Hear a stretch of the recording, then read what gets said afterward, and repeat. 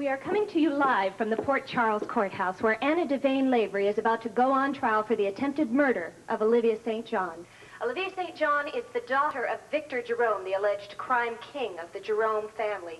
He himself is under indictment for mob activities and is presently out on bail awaiting his own trial. Oh, hold on just a moment. Ladies and gentlemen, this is Karen Kennedy, attorney for the defense. Good timing. And here's Scott Baldwin from the district attorney's office. Mr. Baldwin. Hello, Jill. Karen. Scott? Miss Kennedy, would you care to say anything to our audience about your defense of Anna Devane Lavery? She's innocent and will prove it. Thank you. Mr. Baldwin? Well, of course, as prosecution, we're going to take the opposite side. We have a very strong case against Anna Lavery. She had motive and she had opportunity. Once the jury has been... Sweetheart, we also have an eyewitness account of what happened. The eyewitness being the victim herself, I think Olivia St. John. Thank you, Mr. Baldwin. Miss Kennedy, I'm interrupting you. You'll see if I can get Duke Lavery over to our microphone. Mr. Lavery, please, how is your wife holding up through all of this? How would you feel if you were accused of something you didn't do? Now, please, I'd like to get very Do you have any statements for us? What about your mob affiliation? Here she is, Mr. Lavery. Miss Lavery, do you feel you'll get preferential treatment because of your involvement with Commissioner Scorpio? Oh, God, Anna shouldn't be going through all this.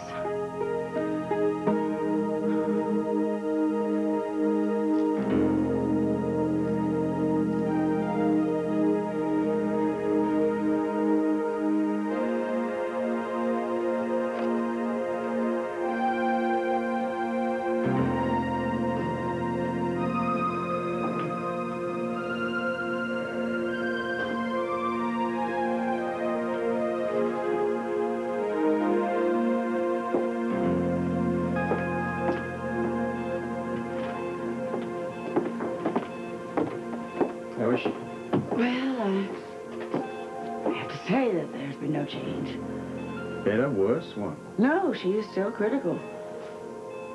Then she could still die. Well, we hope not. Well, if she does, Anna's chances die with her.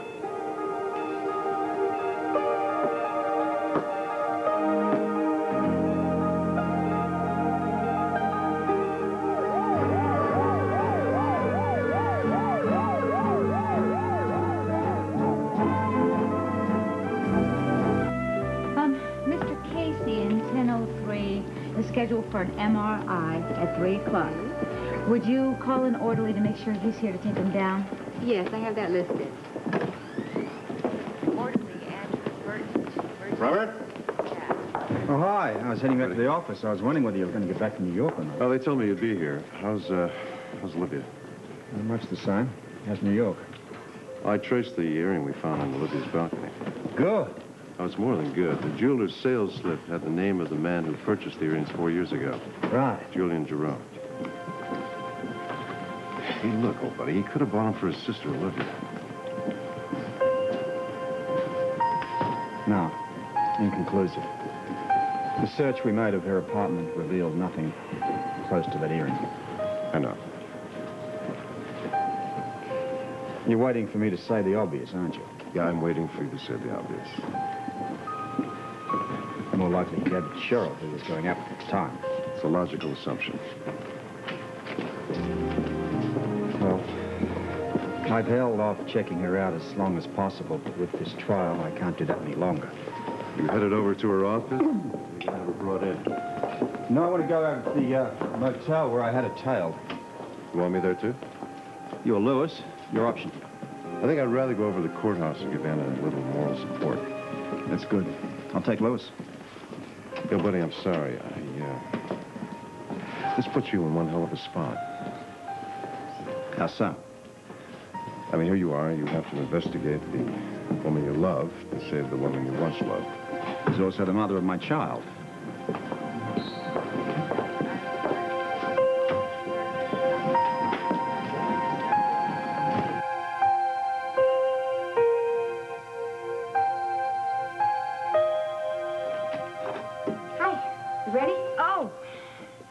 You were expecting me, weren't you? Yeah, just not so soon. You act like you don't even remember we're going to the courthouse. I told you I thought it would be very important for all of Anna's friends to be there to support her today. Anna's friends.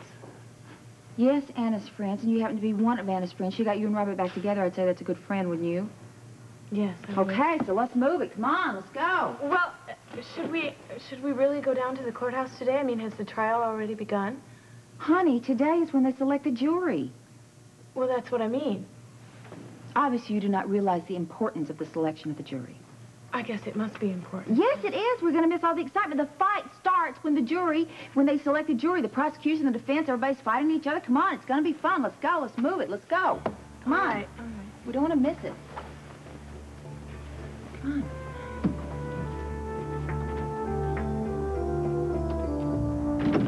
Yes, I was up in the staff lounge, and I saw the start of the trial just outside the courtroom. It was just like Duke Lavery was going to kill someone when they asked him questions. I've got to tell you, Scott Baldwin is a real scary Is this creep. a nurse's station or a coffee clutch? Mindy, you're supposed to be in the clinic right now.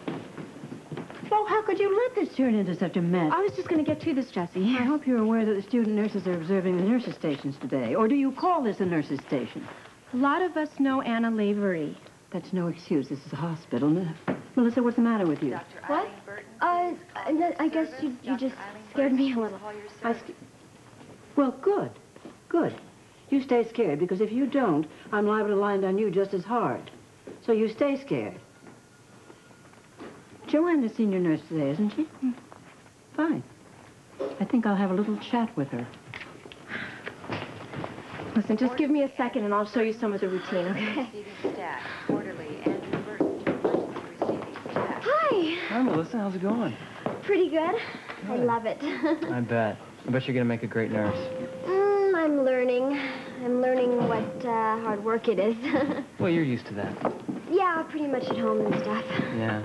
Dr. Richard Vaughn Burton, please contact the 5th floor nurses station. Dr. Richard Vaughn Burton, please contact the 5th floor nurses station. Get a grip on it, Monica. You're jealous. Don't be a fool. Melissa, let's hit it. Okay. I'll see you later. Okay, see ya. Dr. Deborah Eaton, contact the lab. Dr. Deborah Eaton, please contact the lab. Tony. Hi. Hi, how are you feeling? Well, fine. Occasional dizziness, but nothing serious. Well, I only hope it's just stress. Me too. I'm here for a quick checkup. I also wanted to find out how Olivia St. John is doing. Well, I just looked in on her. I'm very worried. There has been no sign of improvement. Yeah, I would be too.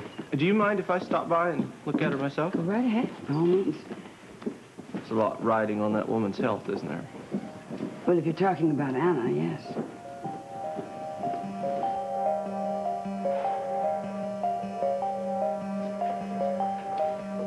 Betsy? Yes. Look, her temperature's rising.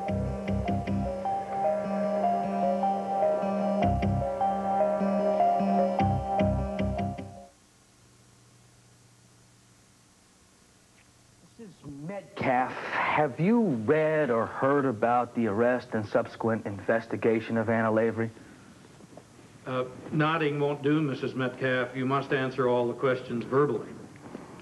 Yes, I have. Have you formed an opinion about Mrs. Lavery's guilt?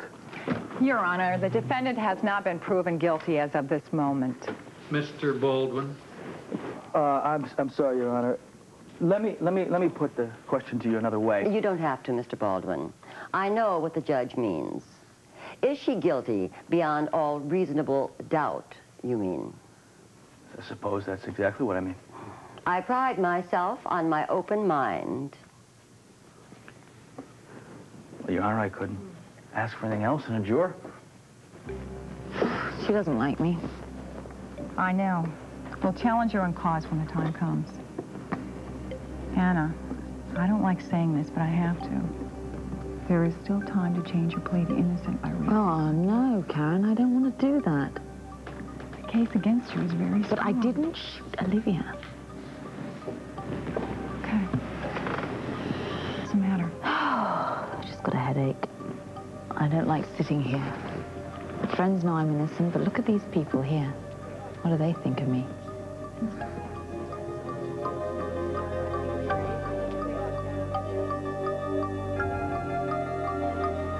Tell me, how long have you been at the Evergreen Motel, Mr. Cordoba? 2 weeks, sir. Well, actually 10 days. I came on board when the new owners took possession. It's a very nice motel, Mr. Scorpio. The police won't have any problems here, I can assure you. Mr. Cordova. Mrs. Cordova and I will be living on the premises. Mrs. Cordova has a nose for monkey business. I have a few questions and not a lot of time to ask them. Now, tell me, where did the present owners get who sold them this motel? I don't know. It was a very fast sale, I know that much. My employer's got an excellent deal, but it was a very fast sale. Guy? Yeah, I'm going to check on the car radio about the previous owners. I don't think it'll take more than a couple of minutes on the More computer. than likely, the past owner was beholden to the mob in some way, not a part of it. Right. Not the new owners, though. They're very nice people. You have two maids from the past management. I'd like to talk to them, please. That's why they're here. Thank you. Carol and Irma? Carol? I'm Irma. She's Carol. Do you recall seeing this young lady in recent weeks? No, I've never seen her, sir. I have. Pretty thing, isn't she? You sure you've never seen her before? No, I've never seen her. Well, thank you. That'll be all. Thank you, Carol. Okay. Okay to go back to work, Mr. Cordova? Yes, of course, Carol, and thank you. When? Oh, if you asked me when, I'd have a hard time telling you, but not too long ago. She was staying here? No, she wasn't. She was visiting. Visiting whom? A very mysterious gentleman in room 53. What was his name? I've looked that up. It was John Patterson. Why mysterious? Well, he never wanted to be disturbed, and he didn't want his room to be made up the whole couple of days he was here. And you're sure that this woman here was visiting that man? Absolutely. Can you give me a description of this person? I don't think I can give you much of one. Like I said, he never wanted anybody to come into his room. One time I came into his room without knocking. He told me he didn't want no maid. Well, was he tall, short, medium? What? I don't know. Elderly, middle-aged, young? Couldn't tell. I mean, it's not like I ever expected to be asked to describe him. Some of the people who come here don't like to be looked at. That was under the old management. So I got out of the habit of looking at people much. Well, thank you very much, Irma. If you think of something else, you can reach me at this number here. In the meantime, I'd like to see that room, number 53, please, Mr. Cordova. Let me see if it's occupied.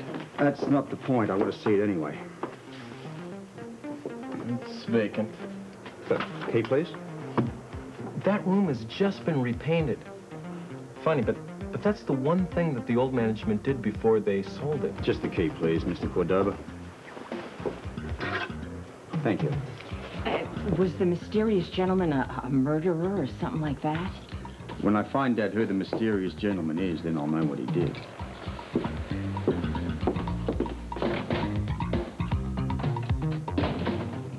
A sex fiend, maybe? Irma, not in this motel.